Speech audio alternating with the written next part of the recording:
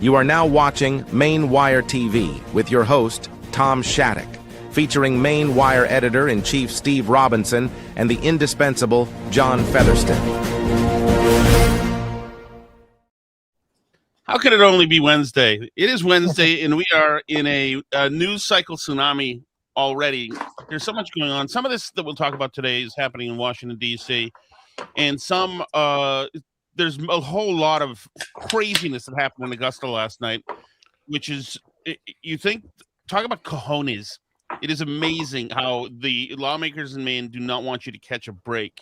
And if you're stupid enough to not be involved in a grift or a racket, but to be fool enough to be a hardworking, legitimate hardworking Mainer, they are just sticking it to you. It makes me so angry, which is why I live in free Massachusetts. All right. So, yeah, I was just going to say, I saw somebody in the comments yesterday was alleging that the entire Maine Wire crew is from Massachusetts, which is not true. No. I had the misfortune of being born in Dexter, Maine, and went to college in Dexter, Maine. 100% thoroughbred Mainer, which is what I blame my lack of brain cells on. However, I think that it's actually a benefit that we have some mass holes here, because you guys get to have an outside perspective on just how messed up Maine government is. You know, growing up, I learned that Massachusetts was corrupt. It was Taxachusetts. It was, it was like an epithet and a byword for bad, nasty, corrupt left-wing government. But now I realize I was gaslit my entire life. It was totally the other way around. Massachusetts government is like good, clean, above board. I told Tucker this. I would pray to have a government as honest and as full of integrity as the government of Massachusetts. Tom, yes, I told Steve that when I first started. I was like, I always thought Mass was the worst, but Maine is much worse than Mass. Much worse. Yes, it's Massachusetts' corruption done fair and square. Yeah, Maine is that's a very good way to put it. Yeah. Next, we're gonna have to hire somebody from like South Africa or North Korea or something, and they'll come here and be like, "Geez, I thought things were bad back home, but Maine, you guys really know how to do your corruption." I've also noticed that there's a bit of an exchange program happening here where Massachusetts, Springfield and Boston will send its homeless and drug-addled up into Lewiston and Portland, and Maine sends its graduates of upper upscale education down to Massachusetts. So most of our superintendents, who you have to call doctor, like Dr. Kuchenberger, then come down to Massachusetts and completely suck the system dry of budget money. And so we have to, our education system in towns that were once prestigious are now capsizing. So thanks for that. But that is, we're working on it. I love this. I love that story. And as we think, Steve, I'm almost on to a third. There's a third graduate of the Maine education system who's gone down and festered in Massachusetts. But I can't confirm it yet. We're working on it right now. Well, the other part of the exchange program is the Dominican fentanyl dealers coming up from Lawrence.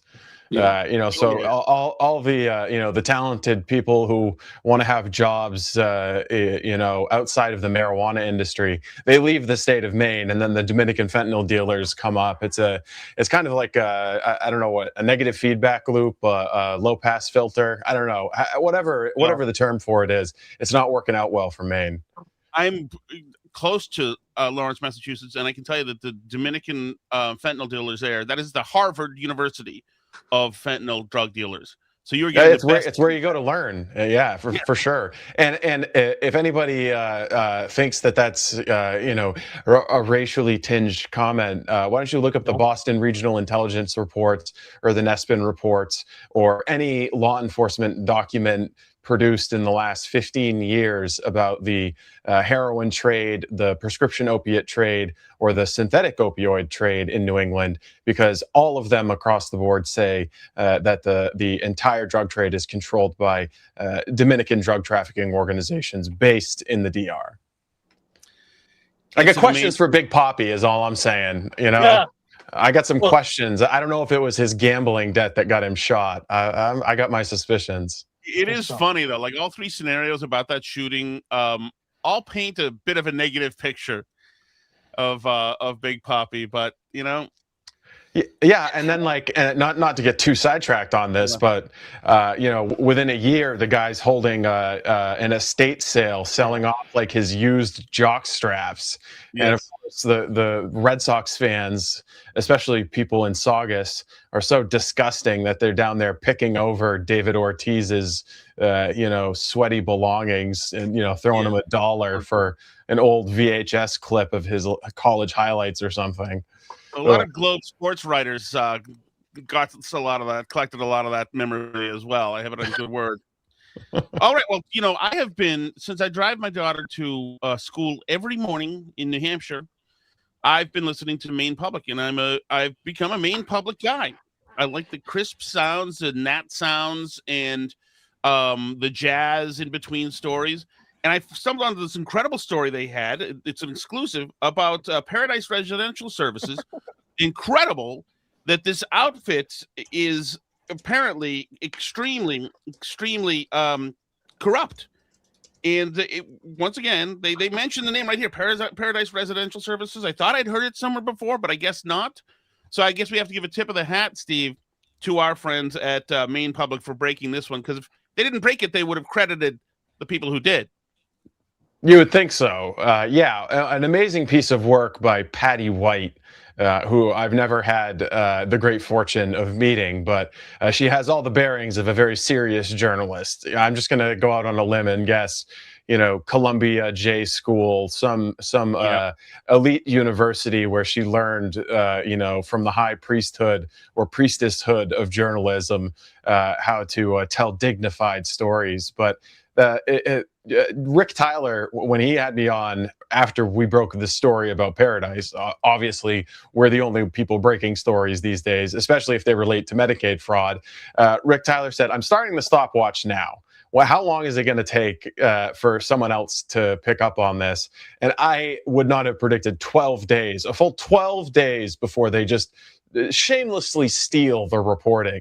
And you know what? I don't really mind that they, you know, swipe the reporting without offering any credit other than to say, like, you know, conservative bloggers have accused Paradise of overbilling, which is not true. Actually, we compared their billing to the whole national data set and did some actual work and some actual journalism for the story. But they totally crapped the story. It's like they copied and pasted my story into a ChatGPT engine and said, make this boring and stupid and take out all the details, take out all of the sources and the things that make the story interesting and compelling, remove all of the victims, the Mainers who are being abused and neglected, and also don't mention the fact that all of the people profiting from this scheme just happen to be Central African migrants. And certainly don't point the finger at any mismanagement on the part of the Department of Health and Human Services. And then the ChatGPT spit out 4 paragraphs and they ran with that story and they're like, yeah, this is good. That's nice tight copy, Patty. What a great job. You must have been working the phones you know, all day long to pin down that story. But again, as we said when we originally broke the story about Paradise Residential Care, you could do a whole episode of Mainwire TV about what's happening there. This is an organization that has been deauthorized by the Mills administration as it scrambles to clean up a Medicaid program that has just been an open cash register for anybody who wants to come. And especially in the adult autism program, the people who are starting businesses that have 500, 1,000, 3,000% growth in billing, they're all run by African migrants. That's just a fact. New Mainers are making hundreds of millions of dollars in the adult autism business. And Paradise Residential is just one instance of this. And finally, thanks to pressure from the Trump administration and Dr. Oz, you know, someone at DHHS is scrambling to try to at least create some semblance that they're trying to clean up what's going on. And again, I'll keep saying it until I'm blue in the face. It would be better if the patients at these autism centers were fake, like the kids at the daycares in Minnesota. Unfortunately, they're real. And because they're real, we're getting cases of neglect and abuse, sexual abuse. There's been cases of deaths due to the inability of alleged caretakers to read English language instructions for feeding and offering medication. There have been multiple deaths that we can prove. We've got the police reports and court records showing multiple deaths due to neglect and unqualified, individuals. And despite all of this, nobody's going to jail. None of that money is getting clawed back. Nobody's getting fired. Nobody has been held accountable. In fact, the worst case scenario, if you start a Medicaid business and you rob the people of Maine of $30 million while you're abusing and neglecting disabled adults, the worst case scenario is that your business filing lapses and you have to come up with a new name for your business. And then you get recertified and you just start making the same money with the same employees and the same clients. That is the worst case scenario that we've found. Whether it's Seamus's report on 5 Stars Home Healthcare, which isn't adult autism, it's personal care services, it's a different thing. But the guy makes away with $1 million, and the worst thing that happens to him is his business folds, and he's got to come up with a new name and maybe a new hustle. But he's got $1 million. He's never going to have to pay it back. He's not going to jail. There's no liens against his property. He's still got his nice cars, and it's the same with Paradise Residential Services. I think we've pinned down at least 4 Mercedes in this whole family of people who are leading and running that organization. Not all of them are G-Wagons, mind you. One of them, Jocelyn Inina Hawaze, is slumming it in an E-Series sedan. But I mean, the amount of Mercedes that these guys are driving is really crazy. If you ever clean up Maine's Medicaid program, it's going to be a good time to buy a used Mercedes. That's all I'm saying. The market's just going to fall out from the luxury automobile thing. I'm half joking, but really not joking, that I think that there is a systemic risk of fraud a systemic risk to the economy built on fraud, because so many of these new American fraudsters have levered up with credit cards and mortgages to buy properties and cars that normal people can't afford. And if they get their Medicaid business shut down or they get deported, you think that they're going to continue making the payments? Not a chance. Those G-Wagons will be loaded up into shipping containers and sent back to Africa. They're not going to make those mortgage payments. There's going to be some big time defaults. We could see, it's probably like 30 or 40% of the entire American economy is just built on fraud. Yep. By the way, some of the verdicts handed down in the Minnesota fraud cases are just astounding. Like $122 million giped by one of these companies. Guy gets a year in jail. No restitution. It's freaking amazing. But John, Maine Public, the way they stripped Steve's story and made it so anodyne, it reminds me of the story we did about Irina last night with a guy in Providence. Right. It's like just mysteriously, Paradise Health Services had its life taken away. That's how we're saying it now, and no other information needs to be provided. It's going away now. And me and Donald Trump are like the bad guys. It's a 4-paragraph story that we struggled, by the way, to get down to like 30 paragraphs because there was so much going on, and we had so many on-the-record sources who knew exactly what was happening. And John actually went to the physical location to try to interview somebody. Maybe Patty White and the taxpayer-funded journalists at Maine Public could follow John around a little bit and see what real journalism looks like. But they boil it down to 4 paragraphs, and the last one is like this vague innuendo that poor Paradise Residential Services is only having their funding taken away because of Donald Trump and conservative bloggers. We're the bad guys in all of this. Between John and I, we remain the most feared journalists in the entire state of Maine. Maine Public can't even mention our name.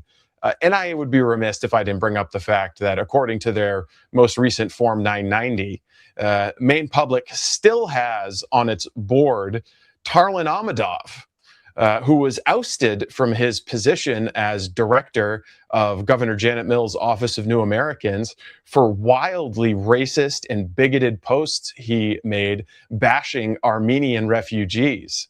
This is the guy who arranged the infamous junket to Turkey and Azerbaijan that Decca Dallak and Abdullahi Ali and all of these people were on. Tarlan Ahmadov is right in there in the Gateway Community Services family, longtime friends with Decca Dallak, and is on the board of the Maine Public Broadcasting Corporation still to this day, despite posting things that, I guess the Armenians are just fair game for the left. I don't know. I'm not familiar with leftist, ethnic grievance culture, but they seem to have no sympathy for the Armenians. But our former reporter, Edward Tomich, found his Twitter profile where he was posting pictures of like Kim Kardashian with devil horns and saying that the Western United States are occupied territory because there's lots of Armenians out there, but just wildly bigoted things. Enough so that Tarlan became the very first person I'm aware of that has been forced to step down in the history of the Mills administration for conduct unbecoming. Still has a job at the Department of Labor and everything, but also now still has his job on the board of the Maine Public Broadcasting Network. What a reputable group of people that we're forced to fund at the point of a gun, thanks to the taxes that they take out of our paychecks. According to that incel who you talked to the night of the debate, John, Edward Tomich, also an out-of-stater, though he did live in Portland during this his reporting for the most part. Seamus, let me ask you something. Seamus Othot joins us. You've done all sorts of reporting. You're doing reporting now. You're working on stories as we speak. And, one of the temptations for reporters, as you know, is if you're 99% to a beautiful nugget where man bites dog, you're almost there. One of the temptations that you have to fight is if you can't confirm it, if you've got no confirmation, then you can't go for it. Even though you know it's there, you know it's true, you got to back it up. So that's one of the things that's tough about being a reporter. It's like you're almost there. You're 99% there. Now, it seems like Maine Public, Steve gave them all the stuff that's there, and they decided to just delete a lot of that stuff. Where does it come? As a reporter, where would that instinct come from? I assume that the instinct comes from them not wanting to have to say that the Maine Wire got information that they couldn't manage to get themselves. I mean, I've run into that plenty of times myself where I'm searching for a article, especially stuff that I've been doing with the York Sheriff's Department. I get all this information and then I gotta wait on one last confirmation or things like that. And then they'll grab the reporting, strip out very relevant details. Like when I broke the story about the York corrections officer who was detained by ICE, I did a bunch of research to find out his name, and then I think it was CBS 13 that took that story and decided, well, we're just going to strip out all the details, like the name of the guy involved. So it's not just Maine Public; they just love doing this because they cannot bear to credit the Maine Wire with information that they couldn't get themselves. Well, in this case, Maine Public has no problem not crediting the Maine Wire. They actually sorry. Right. They couldn't bear to credit the Maine Wire. Right. I've never understood that impulse. I don't get how it makes them weaker or undermines their reporting. I try always, if like the Bangor Daily News, the last interesting story that they broke was about Aaron Fry, banging an assistant AG who happened to be married, and Aaron Fry had a common law marriage to his girlfriend of 12 years. So it was kind of a scandalous story. The Bangor Daily News came up with a great scoop. That was a good story. I have no problem whatsoever writing, as first reported by the Bangor Daily News. It doesn't weaken my writing. It doesn't damage my ego at all to say that. In fact, I think it actually adds credibility to the story, and it also is part of a journalistic ethos of giving people credit when they break a story like that. There's zero cost to it whatsoever to give somebody credit when they've broken a story like that. So it's confusing to me, other than just maybe we're just icky maybe the Maine Wire's too icky, out there walking around the streets of Portland and Lewiston and sneaking around Chinese marijuana grows to actually, do journalism rather than hiding in our cubicles at our taxpayer-funded offices. And all their executives, by the way, are making like $200,000 a year, courtesy of taxpayer money. I think they have this idea that there's this wholly inalienable society of journalists that if they admit that the Maine Wire has information that they couldn't get, they're admitting us into their high, lofty society, and they can't do that. It's a priesthood. That's what it is. It's like it's a priesthood or a cult. If you go to journalism school, you've divined the secret truth and been bestowed with the secret wisdom to tell people how to think. When a little piece of inside gossip, the only kind of discrimination I engage in when it comes to hiring at the Maine Wire, no journalism school grads. Journalism school grads need not apply. I want people who actually know how to think. It's such a good point too. And John, I don't know if you've ever been to the NENPA Awards, the New England Newspaper Association Awards. I've never had the honor. No. It's a bunch. I'll guarantee you something. The Portland Press Herald and the Bangor Daily News clean up at these events.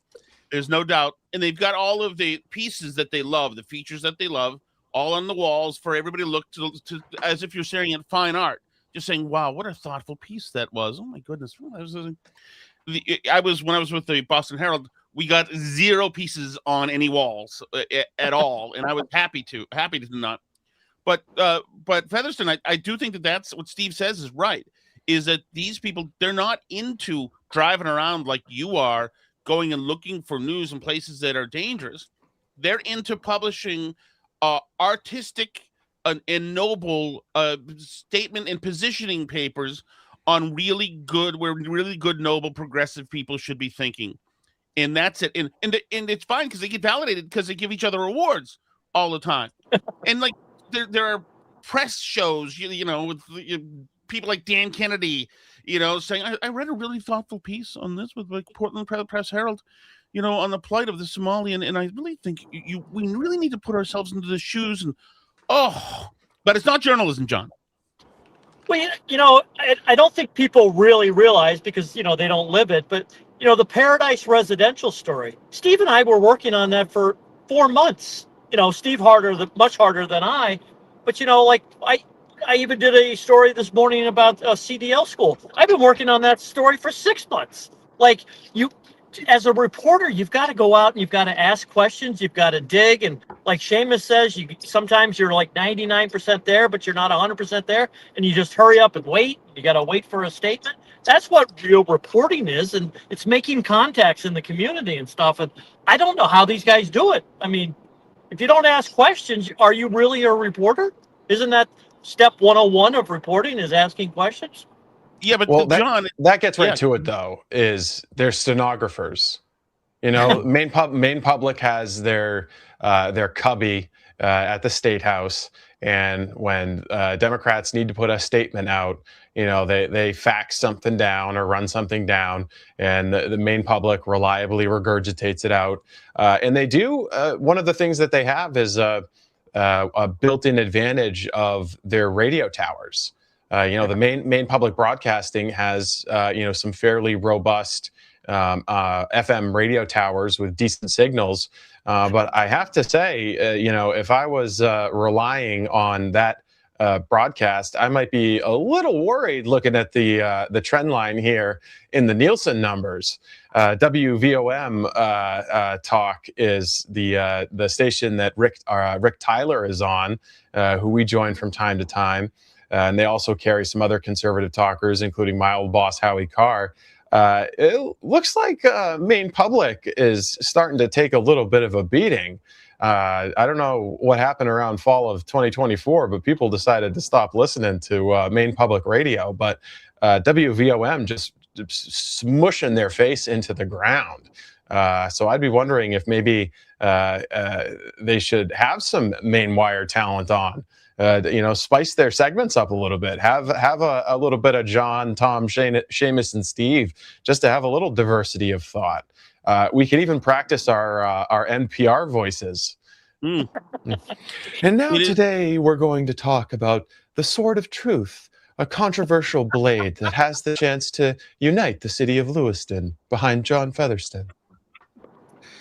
Well, it's interesting that their numbers have dropped off. I wonder if that's because there was voter backlash after Trump won, and people blamed it on the media, who said, "Yeah, Biden's a fine candidate. No, it's fine that we've got Kamala now. It's vibes. We're feeling vibes. Everybody, you're doing fine. We're gonna do fine. We're gonna win, and there's never going to be Trump again. He's going to be in jail." It And was then Brad. How could they lose? feelings Yeah, hurt. Well, and just to be fully honest about the radio ratings, that's for their Bangor or Central Maine flagship. They do pull like an 11 share for their Portland station, which is what you'd expect right there in the den of liberalism. So there's still a significant listenership and subscribership to Maine Public, but I'm sure that 35% support from the taxpayers goes a long ways. Plus, what used to be a syndication relationship with NPR, that's very valuable that they get. So they've got a lot of benefits. They should be able to perform better with all the baked-in benefits that they get. You know how much we could do with $2 or $3 million in taxpayer money. yeah. Well, I mean, there was an injunction yesterday by some court out in the West, Oregon, that decided that Trump's NPR ban was not constitutional or something. So we'll see what happens to them. But a lot of this stuff, I think, Seamus, a lot of this stuff is younger reporters, and Steve's so right about this Emerson or Columbia thing, is when trying to hire. I was just talking to another guy, Michael Graham, who runs the New Hampshire Journal, telling him about the staff at the Maine Wire and how great they were. And young, a lot of them are young and very hungry, and they're into it. And there's a lot of what's that French term for teamwork? Esprit de corps. Yes, that's right. There's a lot of esprit de corps here, and it's very rare. And he was very jealous because he's looking for staff like that, looking for people. But unfortunately, what he's getting is what I was getting when I was down in Boston, is young people who went to Columbia, who went to Northwestern, and they want to change the world. They want to change the world, and if they're going to be in Maine, they'll get a job in Maine Public or the Portland Press Herald, and they want to go to beautiful Christmas parties at the Blaine House, and that's what they want. They want a status symbol job, and like Seamus, that's not really what the Maine Wire is. It's kick-ass, and it's exciting. It's the real thing, and it's exhilarating. But it's not a Instagram selfie in front of the ice sculpture at the banquet kind of job. No, we're not getting invited to all the swanky parties with politicians so we can cover their whatever they want us to talk about because they hate us. And so it's more like we write about all the stuff that they would rather we not talk about or look at or show anybody. And it's not the world-changing, prestigious event where we get to feel like heroes for writing about every basic diversity left-wing talking point. Yeah, I don't know about you guys, but I'm sitting here with all these awards I've won for my world-changing journalism. Maybe you guys need to catch up. Ask Johnny Woo how he feels about changing the world. Homie's driving an Uber somewhere in Boston rather than running his $30 million a year marijuana grow. But you know what? Also, Seamus, I think the difference is if they sent us those invitations, we'd say no, because the last place I want to be is around politicians. Yeah.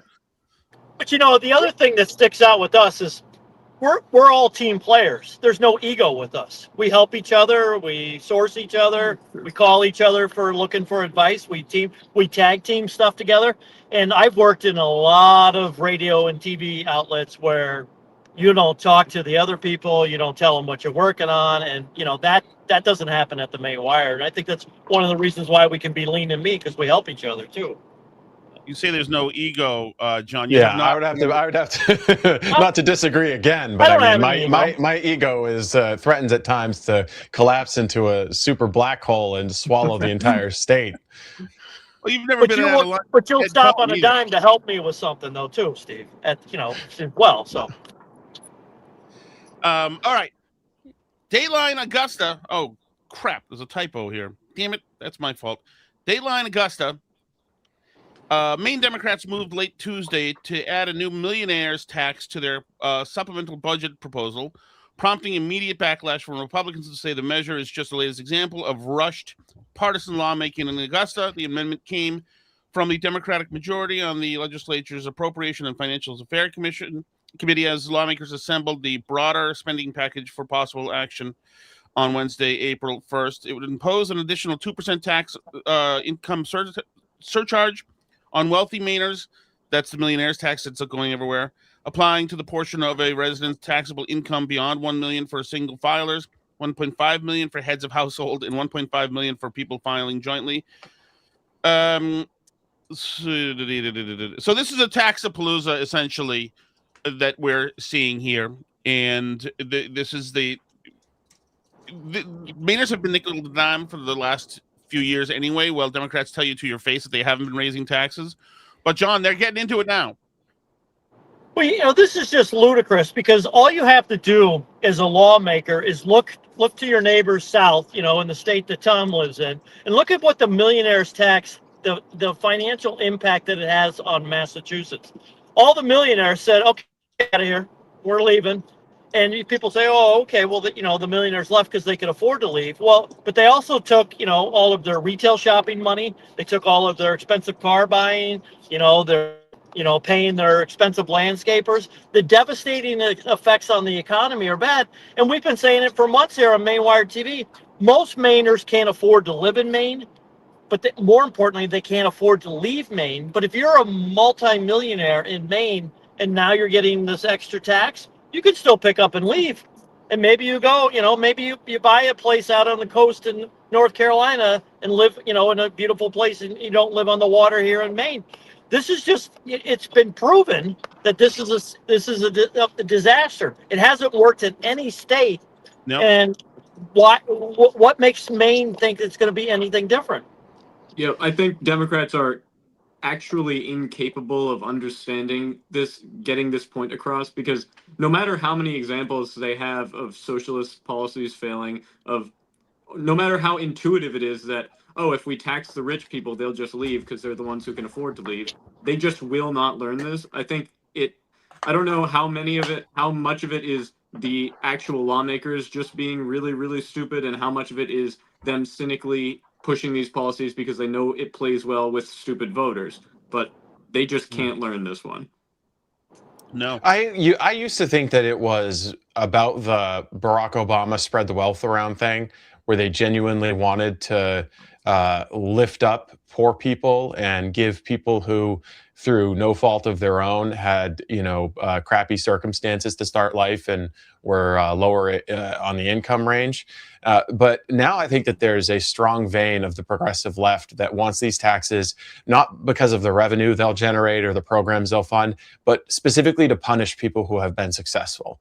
Like, they don't care that, the revenue from these taxes is just going to go to build, wind turbines owned by the New Zealand pension fund that generate electricity that's too expensive, and renewable energy credits that'll be sold into Massachusetts. They don't care what the revenue is going to be used for. They just want to punish people who have money because they're motivated by envy.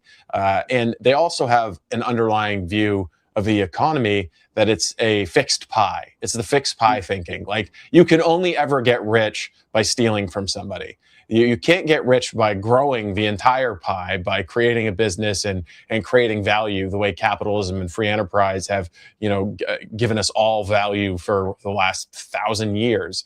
They just don't believe in that. They only believe that, a rich person is rich necessarily because someone else is poor. And when it comes to tax policy, they only ever score it statically, not dynamically.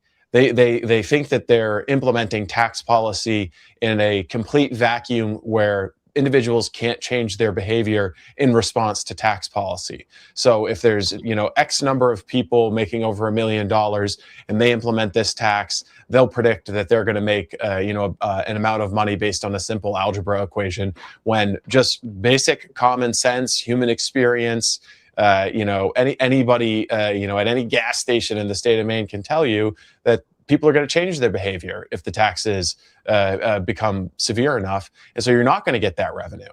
And it wasn't so long ago, JFK, as a Democrat, knew that you could actually increase the amount of revenue flowing into the government by reducing taxes and encouraging economic growth. But Maine Democrats continue to just chase this idea that they need more and more revenue, more and more revenue.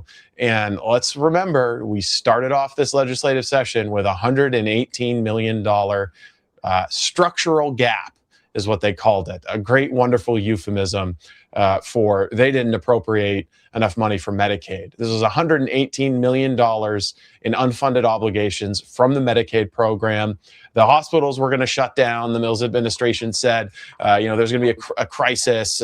Chickens are going to start falling from the sky, whatever.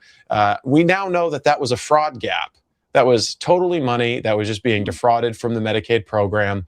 And your economists can't account for or predict fraud of the scale that's happening. So they turned around, and instead of cracking down on fraud, instead of recouping money from people that they knew had committed fraud or suspected had committed fraud, or forcing these Medicaid providers to re-enroll in the program, they turned around and raised taxes on honest, law-abiding working people in order to pay the fraudsters. And that's what they're doing now, is because they don't want to cut off the fraudsters, so they want to go to the honest working people and take money from them to pay the fraudsters, because the fraudsters are more likely to vote for them. And then they want to raid the rainy day fund so that Janet Mills can send out $300 checks, with a nice letter in a very Trumpian move with her name on it, saying, "Hey, here's $300, vote for Janet."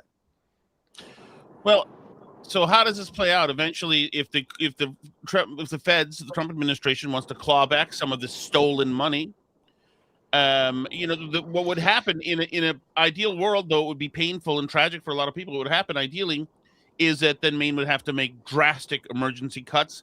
There would be austerity measures, and the citizenry would learn to never vote Democrats in ever again. Of course, I'm sure 1,000 judges would try to go to the Supreme Court and knock this stuff down. I don't see it happening cleanly, but what's the way to get on the right path? I mean, it's not just the Medicaid fraud. It's also all of the contracts that were funded by federal awards that a Democrat state auditor, Matt Dunlap, has flagged, where they let the money walk out the door and then authorized it months, in some cases more than a year later. All of that violated federal procurement rules and can also be clawed back. So if you're in a future scenario where you have a conservative governor who has a better relationship with the president, maybe there's some discretionary ability to give us a break on that rather than clawing that money back. But if you've got, say Governor Shenna Bellows, who has tried to violate the law and done every unethical thing under the sun to try to rig elections against President Trump, well, I think his attitude about clawing back that money is going to be a little bit different. So there's two different scenarios where Maine's going to be forced to deal with potential clawbacks from the federal government. But in a situation where you have to come up with some money, that's what the rainy day fund could be used for. But instead, we're going to raid the rainy day fund so that Democrats can buy votes. It's naked. We reported it on how they did it with COVID money through Gateway Community Services. They paid all these migrant activists to become Democrat campaigners, and they sprinkled walking around money on migrant households and then did ballot harvesting. It's right there in the contracts. We've reported on it over and over again. They've never even denied it. And now they're doing the same exact thing with checks. And all the Democrats are going to go along with it. And the best that the Republicans can do to fight back is hold, some press conference recorded on a Nokia SG-1 phone and seen by 21 people.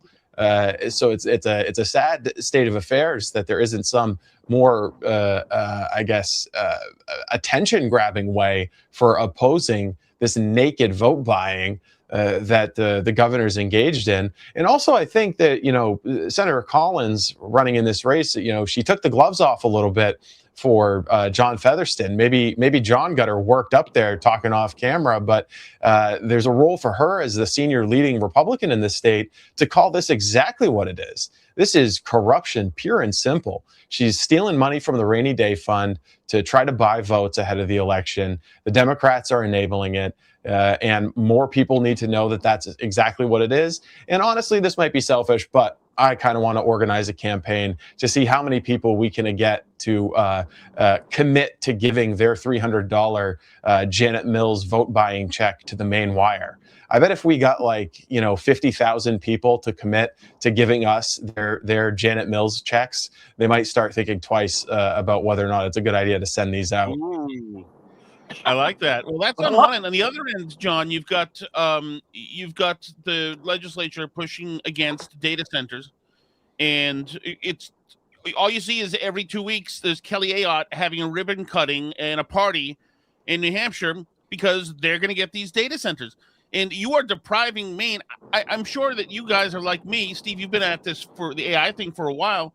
A bigger percentage every week of my tabs are AI agents. There are AI tabs that are open. And what are we doing here? We're purging people, or productive people, by stepping on their necks in one sense. And then an industry wants to come to Maine and revitalize the state. And we're saying, no, we don't like it. You're using water and oligarchs. If Maine doesn't get a younger workforce, Maine is going to be in huge problems a decade from now. I mean, wouldn't you say, Steve? I mean, Maine is old right now as it is, and it's only going to get older. I mean, demography is destiny. It's already baked in to a certain extent. Governor Mills' answer to that was to put out a new Office of New Americans plan that involved bringing 75,000 non-English speaking, jobless, homeless migrants to the state, all funded by taxpayers, all using welfare. And it turns out the jobs that they were filling were, autism jobs, at businesses run by other New Mainers.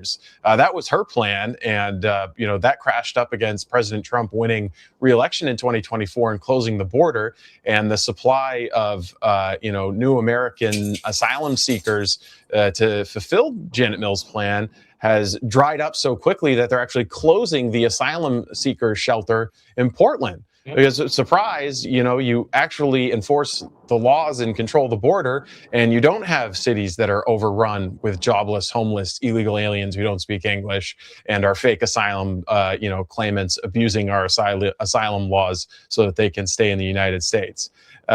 You're going to need those jobs. And I think Mike Rowe put out a podcast a little while ago where he said something about these data center employees who haven't gone off and incurred hundreds of thousands of dollars in college debt, and they're making nice six-figure salaries working on data centers. I've tried to understand the argument against data centers, and I just don't get it. They're not as bad as paper mills or offshore wind turbines or solar panels. Well, no, and most of them are coming tethered to solutions. And whether or not those are solutions that they can use for now, which is some kind of thermal solution to create some relief for the energy usage, or nuclear in the future. But you'd be crazy to say no at this point and just look at the downside and say, Maine's not the place for this. It's like data centers can be the new lumber industry. The data centers can be the new every industry. If you I think the one in Sanford, the one that was proposed for Sanford had a plan to generate its own energy, and the water district in the town had already said that they were going to be fine for water usage. It wasn't going to overburden the grid. And after that, that's when the Democrats in the legislature were trying to shut it down. Which is, again, not like just classic Maine leftist behavior, because if you're a business, what do you need? Stable, predictable regulatory environments. If you're a business, you can't have rug pulls. You can't have city officials telling you, yes, your water plan is okay. Yes, your zoning inspection or whatever is okay. And then you invest time, money, resources, whatever, based on those promises. And then they turn around and say, actually, no, a bunch of, wine drunk cat ladies on the planning commission have decided that maybe they don't like you, so they're changing their minds. So you've lost money. And so the next time you go to plan to do something in Maine, you're going to say, well, we can't trust anything that the Mainers say. The Mainers change the rules. The Mainers say that they're going to allow it. They give us initial approval, and then they come in and they rewrite the rule book, and we lose money. So we're not doing business in Maine ever again. And you continue to do that, and you develop a reputation, as Maine has right now, of being totally hostile and unfriendly to business, and then everyone suffers as a result of that. In these big AI companies, they say, all right, so where are we going to go in the Northeast? We can take advantage of these cold winters. They say Maine, pain in the ass, nope. And they say Vermont, pain in the ass, nope. And they say New Hampshire, and Kelly Ayotte takes a jet in to meet them 5 minutes later.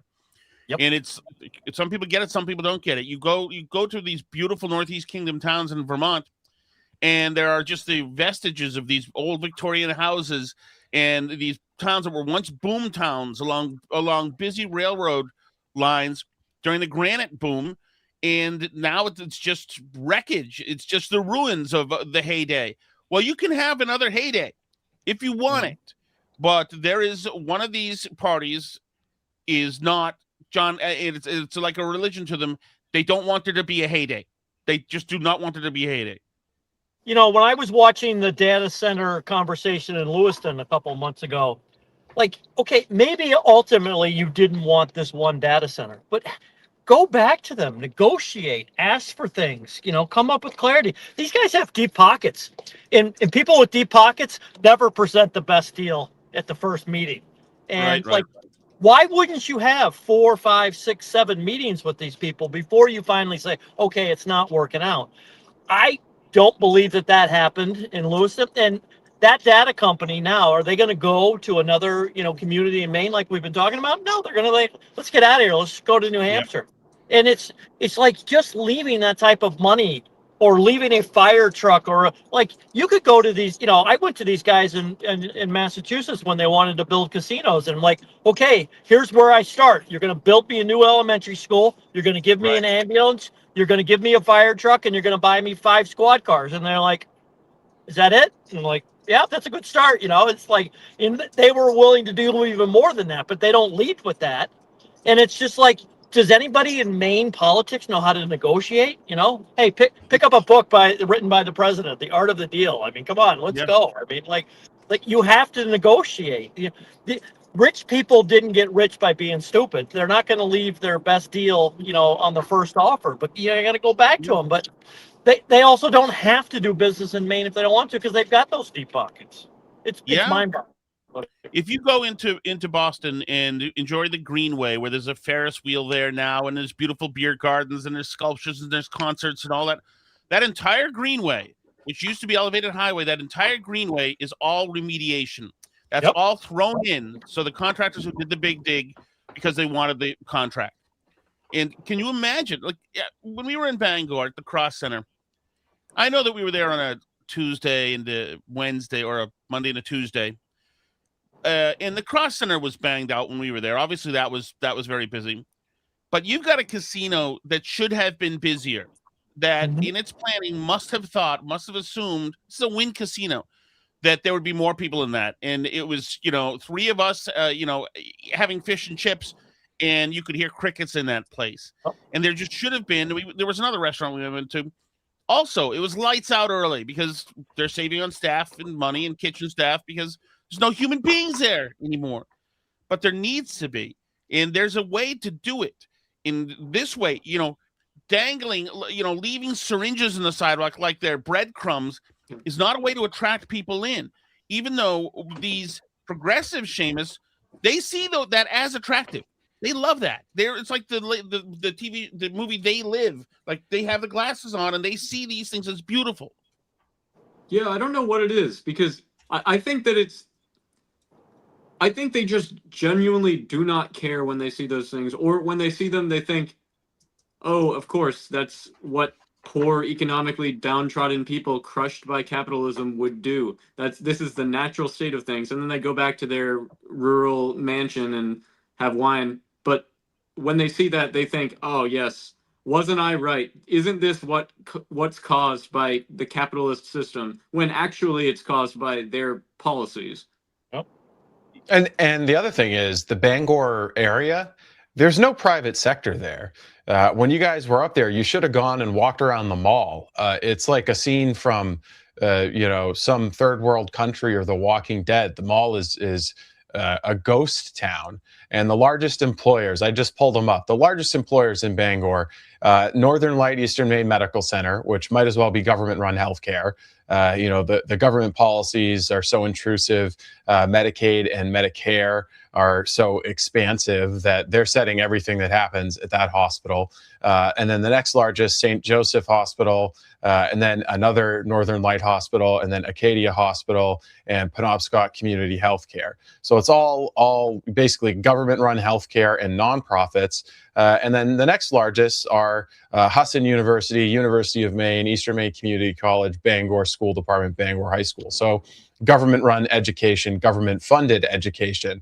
The closest you get to something that's actually private sector, job creating, money producing, value producing, Hannaford Brothers, Walmart, Lowe's. There's no big manufacturing center. There's no big, there's no big job creators there because they've been scared away by exactly the things you guys are talking about, by uncontrolled crime, by just basic, ignored quality of living issues.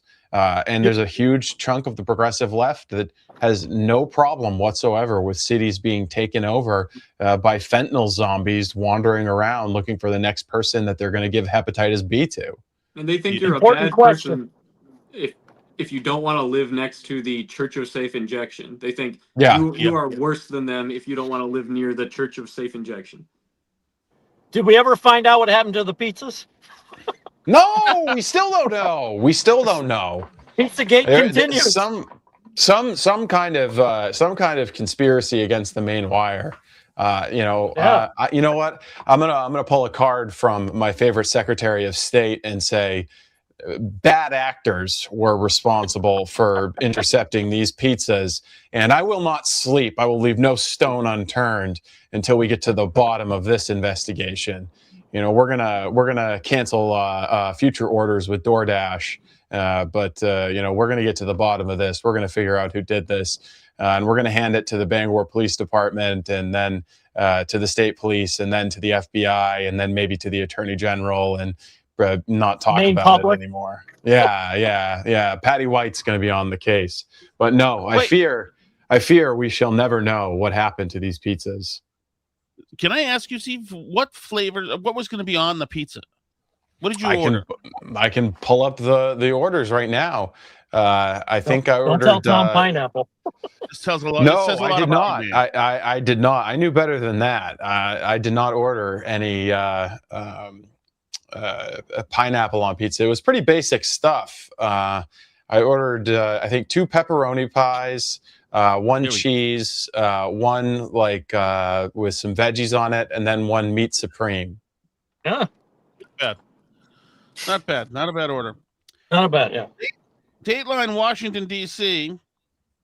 This is from Libby Palanza. United States Supreme Court heard oral arguments Wednesday morning in a case challenging Donald Trump's stance on birthright citizenship. Trump himself showed up to the Supreme Court, which is, of course, the end of the world, the most horrific thing that could ever happen. It's a great picture. It's a great White House picture of Trump going to the Supreme Court, trying to intimidate them, maybe like the Godfather 2, or maybe that's what it's supposed to be.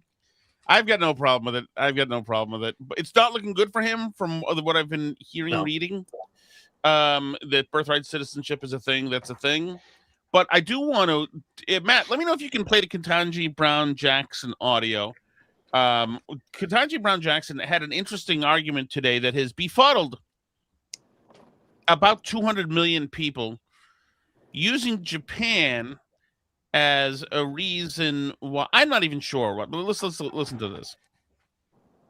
I was thinking about this, and I think there are various sources that say this, that you obviously have permanent allegiance based on being born in whatever country you're from.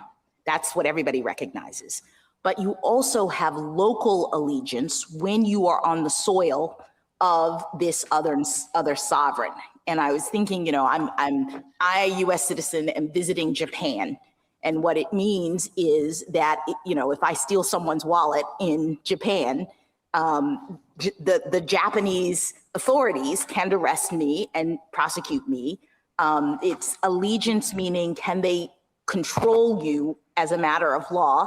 I can also rely on them if my wallet is stolen to, under Japanese law, go and prosecute the person who has stolen it. So there's this relationship based on, even though I'm a temporary traveler, I'm just on vacation in Japan, I'm still locally owing allegiance in that sense. Anybody want to take a crack at that? Did she just come up with that because the interlocutor was Asian? Yeah. Is that just like where her brain went? Like I have no idea what she's saying there, but I have to say one of my favorite charts on the internet is the chart that shows number of words spoken during oral arguments. I don't know if you guys know the one that I'm talking about, where is she Ketanji Brown Jackson or Jackson Brown? I always get the name mixed up. I think it's Brown Jackson. Yeah. But she is like right at the top by a couple of light years ahead of Clarence Thomas and like serious intellectual jurists who have been on the court for a while and don't feel the need to give us 50,000 word orations at every single oral argument. But the gender-based stereotypes that emerge from the mathematical analysis of words spoken is something to behold. Don't bring it up around your wife if you want to stay married, but it's a pretty funny chart to look at.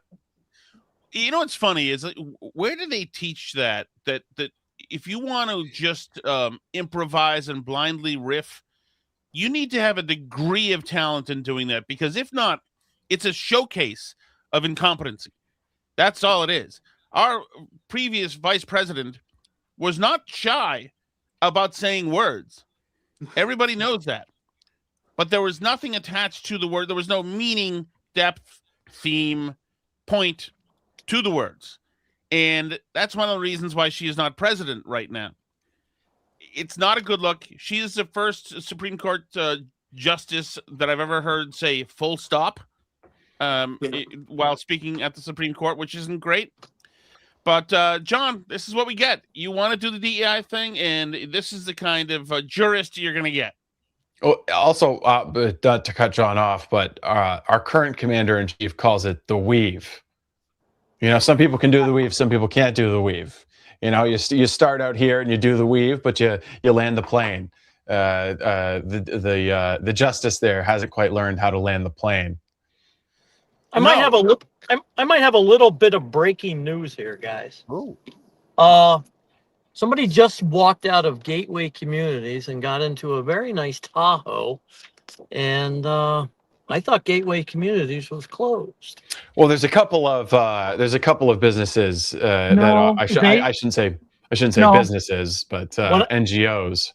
No, they walked out of the office of Gateway Communities, because right next door to Gateway Communities is Generational No War. But they just pulled out. So check in with the Maine public reporter, who's undoubtedly on site. Yeah, I was going to say, I'm sure you're going to bump into Steve Collins from the Lewiston Sun Journal while you're hot on this story. But yeah, I would be surprised if there's any computer equipment left in that office for them to use after the Homeland Security investigations raid. There's certainly no Medicaid money coming into that organization. I'm sure the Mills administration would never, falsely claim to the press that they'd turn off the Medicaid money flowing to Gateway and then continue to pump money into Gateway. That's certainly not something that they would do.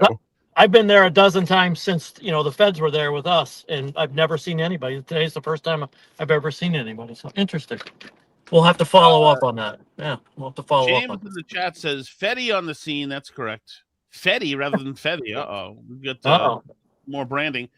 Tom says, I hope Japanese Prime Minister Takeichi issues an official statement saying Japan does not ask you to be loyal to our emperor, just respect our laws. You still have an emperor? I think they I do. I think they have a emperor in name only, or just the holding the position. Yeah. Didn't one of them sully the country by marrying an American?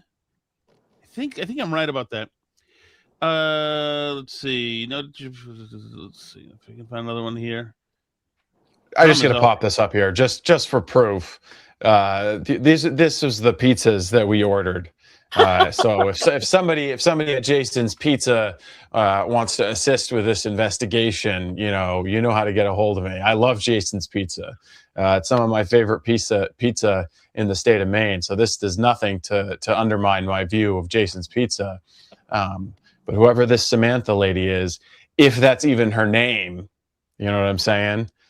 Clearly somebody intercepted this order. There's been whisperings inside the walls of the Maine Wire that the boss was so aghast at the corpulence of some of his employees upon reaching the cross center that the order was intercepted by the boss himself and rerouted. It's not true. It's not true. I deny it. I'm pro corpulency, clearly, I was trying to stack us all up with pizza so that nobody passed out because everyone was working so hard during the debate. But nowhere to be found. And I tend to trust the people at the Cross Center. They assisted with an investigation in the immediate aftermath, interviewing all of the employees at the various entrances and exits to the facilities. No pizzas to be found, but DoorDash, no refund from DoorDash. So 5 pizzas disappeared. And I gotta say, Joe Baldacci, he's on the suspect list. Yeah, man. There's no way that they end up in somebody's hands. And that said, we should all be honest here. If somebody says, "Are these your pizzas?" and there's nobody else around, I mean, pizza's pizza, right? In my mind. Nah, I don't know about that. Not if you're working at the event center. Only if you're there to subterfuge, to sabotage what was a good, productive, civically healthy debate that helped the people of the state of Maine. I don't like it. We're going to get to the bottom of it. There's been a hidden camera in Tom Shattuck's hotel room, 220, with my case of Allagash and my 5 pizzas. At 2 in the morning. That's probably someone's going to send me pictures. I'm going to get pictures in a manila envelope mailed to me, and it's just going to be you sprawled out in your underwear in the hotel room, surrounded by 5 greasy boxes of pizza and a bottle of scotch. Which, you know what, I'd be okay with. I'd be fine with that.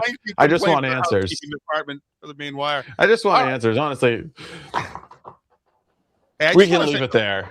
I want to say, by the way, I'm actually not wearing it at the moment, but I got a bunch of great compliments on my Shanna Bellows shirt, my Maine Wire merch shirt. Oh, wow. Yeah.